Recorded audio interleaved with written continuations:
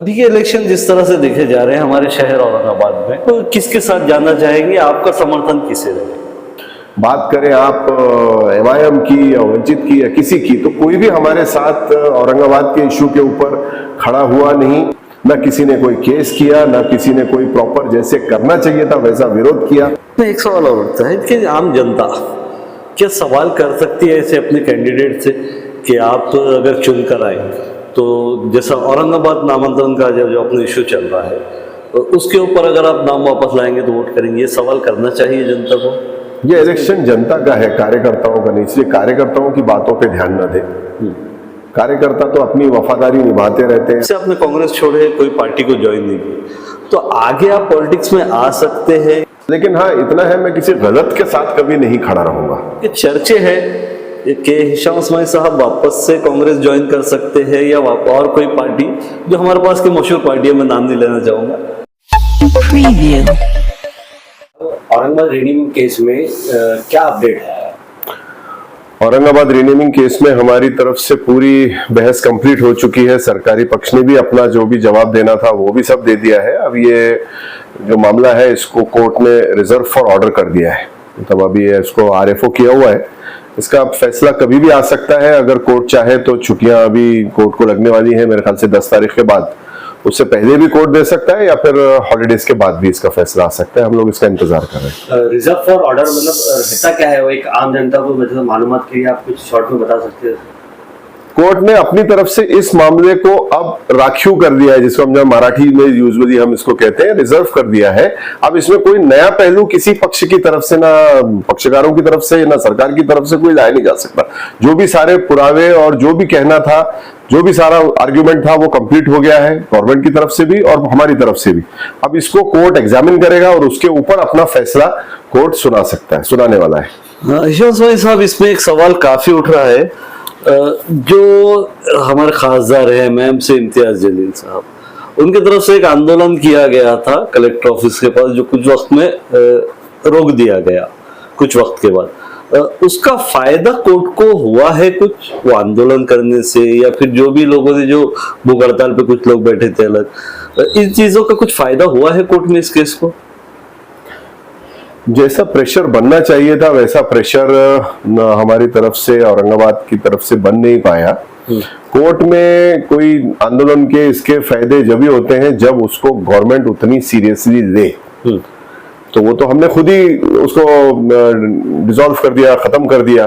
Court के अंदर ये सब चीजों का कहीं कोई मायने नहीं रहा।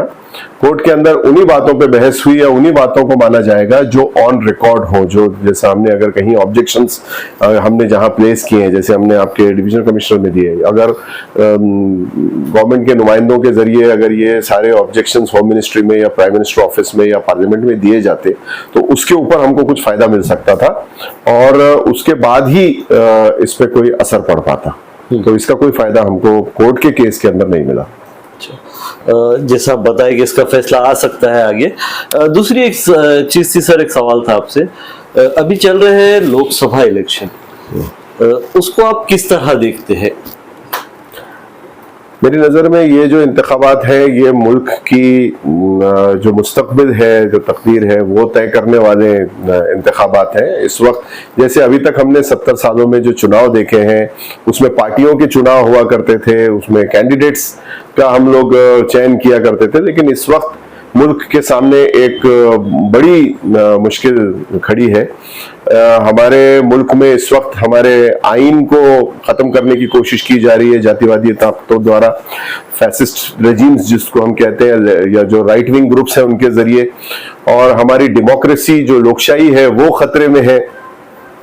और ऐसे हालात में हम लोगों को बहुत समझदारी से, बहुत सूझबूझ से वोट करने चाहिए। इंडिविजुअल किसी मुद्दों पे ना जाते हुए कलेक्टिवली मुल्क के जो एग्जिस्टेंस है, जो हमारी डेमोक्रेसी है, जो हमारा कॉन्स्टिट्यूशन है, उसको बचाने के लिए हमको वोट करना है। और इसके अंदर कोई भी पर्सनल ग्राउंड्स पे मुझे लगता नहीं कि हमको जाना चाहिए या बहना चाहिए। किसी पार्टी के खूंटे से बंध के रहने की बजाय मैं यही चाहूंगा कि लोग दिल्ली के लेवल पे नजर रखते हुए कि वहां हमको कौन सी सरकार चाहिए या वहां हमको क्या सोच वाले लोग चाहिए, उसके बेसिस पे हमको वोट करना चाहिए। अभी कुछ वक्त पहले जैसा बहुत से ये चले हैं मामले, आरिफ नसीम को लेकर कुछ न्यूज़ें चली है, उन्होंने कोई पद से अपने इस्तीफा दिया है।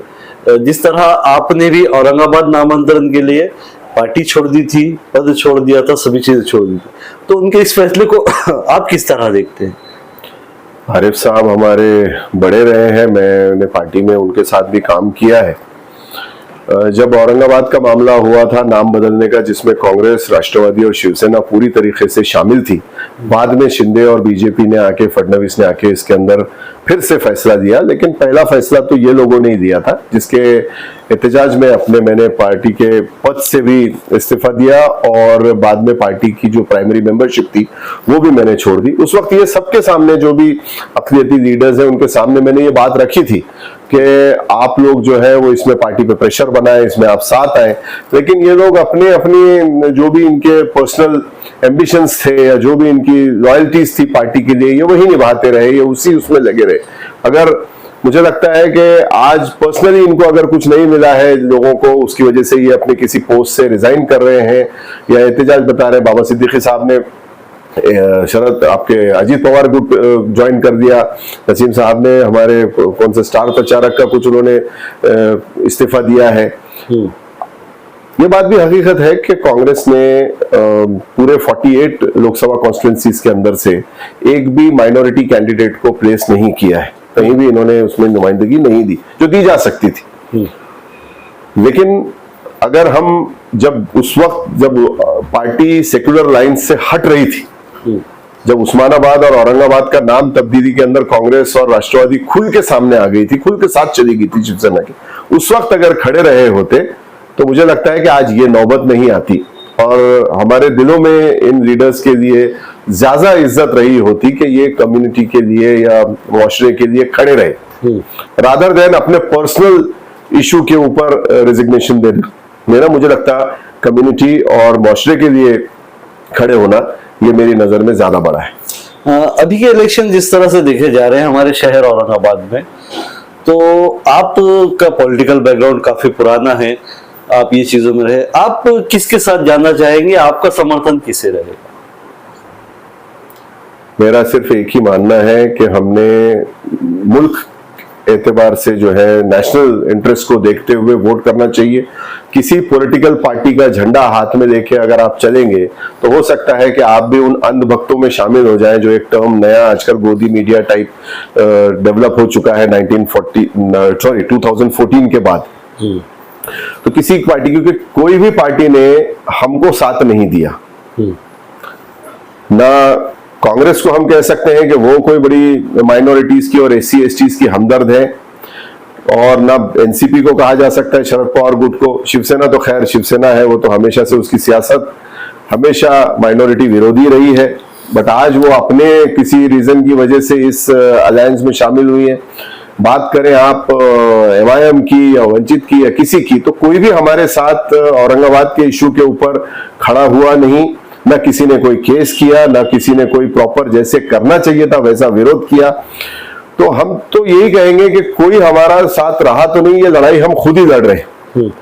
तो इसीलिए किसी पार्टी की हिमायत करने के बजाय मैं यही चाहूंगा कि जो ताकत या जो गठबंधन या जो पार्टी इस वक्त जो मुल्क का मूड है कि फैसिस्ट रेजिम को हमको हटाना है, जो राइट विंग ग्रुप्स हैं उनको हमको कुर्सी पे से हमको निकालना है, निखाड़ फेंकना है और फिर से कहीं ना कहीं एक सेकुलर सरकार हमको बनानी है, तो जो फैसिस्ट रेजिम को हराने वाला आपको नजर आए, आप अपना फैसला लेके उस दिन उसको वोट कर सकते हैं, कि ना कि आप किसी के इसकी रैली में नजर आ रहे हैं या उसकी रैली में या सभा में नजर आ रहे हैं, और कोई पर्सनल ग्राउंड्स के ऊपर तो वोट करने का सवाल ही नहीं उठता। लगता तो यही है कि औरंगाबाद की लड़ाई हम अपनी खुद की लड़ रहे हैं और सबने अपने अपनी रोटियां सेकी हैं, पॉलिटिकल मफाद की में हमेशा सब मुलविस पाए गए। तो इस वक्त जो बीजेपी को या जो फैसिस्ट रजीम है उनके खिलाफ हमको मजबूती से जीतता हुआ नजर आए, हमने उसको सपोर्ट कर देना चाहिए। इसमें एक सवाल और उठता है कि आम जनता क्या सवाल कर सकती है ऐसे अपने कैंडिडेट से कि आप अगर चुन कर आए तो जैसा औरंगाबाद नामांतरण का जो अपना इश्यू चल रहा है उसके ऊपर अगर आप नाम वापस लाएंगे तो वोट करेंगे, ये सवाल करना चाहिए जनता को कोई कैंडिडेट से या फिर पॉलिटिकल पार्टी से? ये अच्छा सवाल आपने किया। अभी मेरी हाल ही में परसों उस्मानाबाद के कुछ जिम्मेदारों से बात हो रही थी, क्योंकि वो केस लड़ने में भी हमारी उनसे मुलाकात होती थी। तो उन्होंने एक बात अच्छी बताई कि उस्मानाबाद में इस वक्त जो महाविकास के या जो भी ओबाटा ग्रुप के कोई खड़े हैं, तो उन लोगों ने उनके सामने अपना मुतालबा रखा है कि भाई हम आपको वोट दे रहे हैं या जो भी कर रहे हैं, तो हमारे जो नामांतर का इशू है ये हमारा इशू रहेगा, ये आप ध्यान में रखें। उन्होंने उनसे रिटर्न भी तहरीर में से उसको सबमिट किया है, दिया है कि हम अगर आपको वोट भी देंगे तो हमारा नामांतर का इशू या आप जहन में रखेंगे, और अगर आप सरकार में आते हैं या इख्तिदार में आते हैं तो ये इशू आप उठाएंगे और ये इशू के अंदर आप काम करेंगे। हम लोगों को भी जहां भी हम वोट करें, हमको ये मुतालबा बिल्कुल रखना चाहिए कि हमारा जो रीनेमिंग का इशू है, अगर आप इख्तिदार में, वैसे तो सभी ने मिलकर हमारे साथ धोखा किया है, लेकिन हमको फिर भी जो है जिंदा रहने का सबूत देना है। कोर्ट में तो हम लड़ाई लड़ रहे हैं, इंशाल्लाह हमको कोर्ट से ही राहत मिलेगी, हमको पूरी उम्मीद है इसमें। लेकिन फिर भी जो आज पॉलिटिकल क्योंकि एक मामला चल रहा है, तो हमको जो है अपना मुतालबा रखना चाहिए इन सियासतदानों के सामने कि हमारा जो रीनेमिंग का इशू है उसमें आप कितना हमारे साथ रहेंगे, आप हमको इस इशू के ऊपर सपोर्ट करेंगे नहीं करेंगे, ये बात भी उनके सामने होनी चाहिए। शहर की जनता को आप एक क्या मैसेज देना चाहेंगे सर? जैसे अभी अपनी जो भी बातचीत हुई हमारी इस इंटरव्यू के जरिए या इस बाइट के जरिए, मैं यही कहूंगा कि आप लोग जब वोट करें या इस इलेक्शंस के अंदर, तो वोट तो जरूर डालें, क्योंकि हमारे जो भी मुतबर जो है शख्सियतें हैं, हमारे उलमा हैं और भी जिनको हम बड़ा मानते हैं, उन सब की तरफ से ये बयानात आए हैं कि हमको वोट करना चाहिए और ये मुल्क की तकदीर तय करने वाला इलेक्शन है।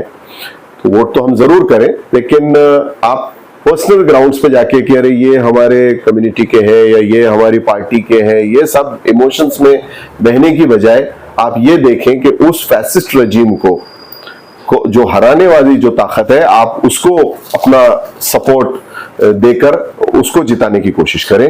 मेरा अगला सवाल वही था आपसे कि आज हमारे शहर में देखा जा रहा है कि एक पार्टी का कोई कार्यकर्ता या एक कैंडिडेट का सपोर्टर दूसरे कैंडिडेट के सपोर्टर को बुरा बोल रहे हैं, आपस में झगड़े भी काफी हो रहे हैं ये चीज को लेकर। ये चीज सही हो रही है क्या? ये इलेक्शन के हद तक है, आगे चीज सुधर जाएगी? ये इलेक्शन जनता का है, कार्यकर्ताओं का नहीं, इसलिए कार्यकर्ताओं की बातों पे ध्यान न दे। कार्यकर्ता तो अपनी वफादारी निभाते रहते हैं अपनी अपनी पार्टियों से, अपनी अपनी तंजीमों से।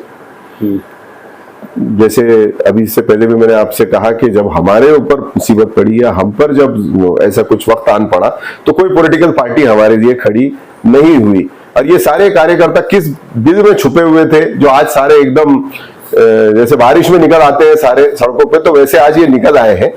तो इनकी बातों पे ध्यान देने की बजाय हमको अपने आने वाले नस्लों के लिए क्योंकि फैसला लेना है, उस चीज को ध्यान में रखते हुए हमको वोट करना चाहिए कि हमारी नस्लों के लिए हम क्या मुस्तकबिल चाहते हैं। हमको ये फैसिस्ट रजीम ही कंटिन्यू करनी है या हम चाहते हैं बदलाव लाना इस मुल्क के अंदर, वो सोच के हमको वोट देना चाहिए। अच्छा सर, इसमें एक आखिरी सवाल है मेरा आपसे। आपका पॉलिटिकल बैकग्राउंड रहा है, जब से आपने कांग्रेस छोड़े कोई पार्टी को ज्वाइन नहीं किया, तो आगे आप पॉलिटिक्स में आ सकते हैं या आपने पॉलिटिक्स से छोड़ दिए? नहीं, मैं एक बार समाजी जिंदगी में इंसान आ जाए तो वो यूजुअली बाहर नहीं निकलता, वो उसके अंदर एक तरीके से उसके ब्लड में आ जाता है कि वो काम करता है। लेकिन हाँ, इतना है, मैं किसी गलत के साथ कभी नहीं खड़ा रहूंगा, ये मेरा अपना मानना है। ये सवाल करने का मेरा मकसद एक था सर, क्योंकि चर्चे है कि हिशाम उस्मानी साहब वापस से कांग्रेस ज्वाइन कर सकते हैं या और कोई पार्टी जो हमारे पास की मशहूर पार्टी है, मैं नाम नहीं लेना चाहूंगा, उनके साथ जाने के चर्चे चल रहे हैं आपके, ये चीज कहाँ तक सही है? नहीं, मैंने पहले भी ऑफर्स कई पार्टी से आए, मैंने कोई पार्टी ज्वाइन नहीं की। मैंने आपसे यही कहा कि मैं गलत के साथ नहीं खड़ा रहना चाहता। जब मुझे अपनी यूथ अवस्था में लगा कि कांग्रेस जो है एक सेकुलर पार्टी है और मेरे नेता रहे विलासराव देशमुख साहब, जिसके उसमें क़यादत में मैंने काम किया और आज भी मैं उनको अपना मेंटोर मानता हूँ, नेता मानता हूँ विलासराव जी को, और उनके उसमें हमने काम किया। बाकी कांग्रेस की जो आइडियोलॉजी थी, जो लीडरशिप थी, वो सेक्युलर हमको लगती थी सारी, लेकिन उसके बाद जब मुझे लगा कि नहीं ये गलत ट्रैक पे जा रहे हैं तो मैंने उनको भी छोड़ दिया। तो गलत का साथ तो हमको बिल्कुल नहीं देना चाहिए, ये हमारा दीन भी हमको सिखाता है।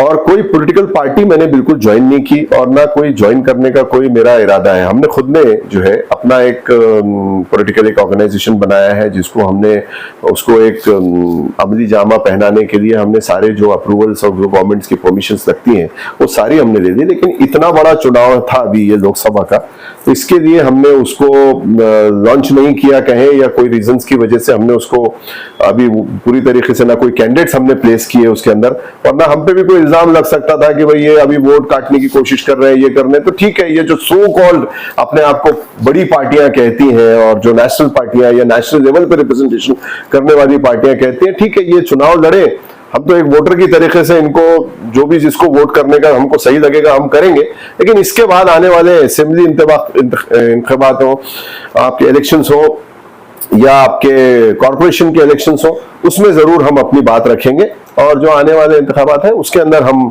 जरूर सामने आएंगे। इस इलेक्शंस तक हमने थोड़ी सी खामोशी इख्तियार की है और जनता के जो प्रश्न है उसको हम उठाते रहे हैं और उठाते रहेंगे। Thank you so much.